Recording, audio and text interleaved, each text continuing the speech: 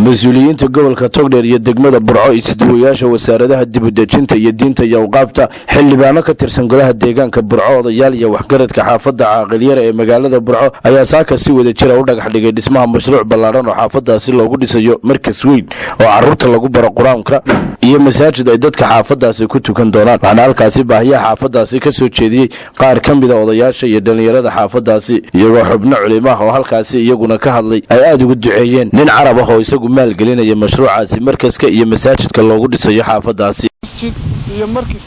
la taxfiid al-quraan oo lagu magacaabo markis mabquut mashaariicda waaweyn waxa ku sadaqadeystay IDP-ga oo bixiyay muxsin ama walaal reer imaaraadka carabaa baahanta xaafadu wuxuu qabataana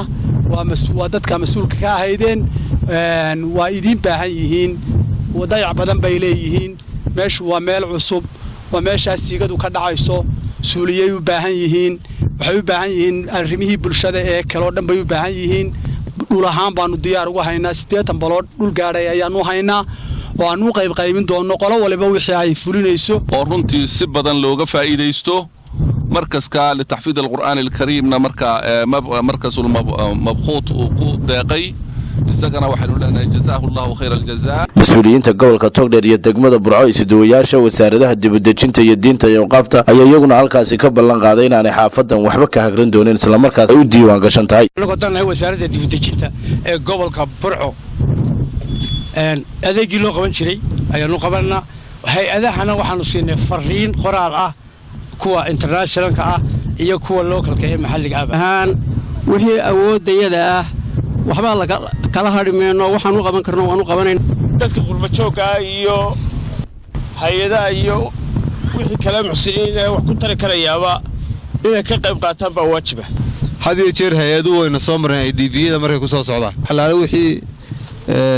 de loo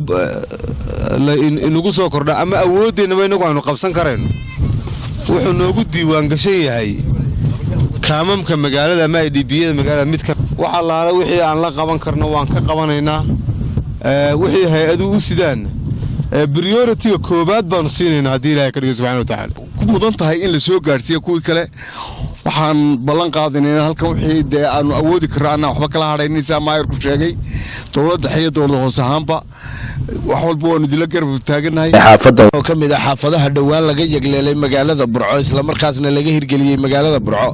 ayuu mashruucani noqonayaa mashruucii ugu horeeyay ee laga hirgeliyo xaafadani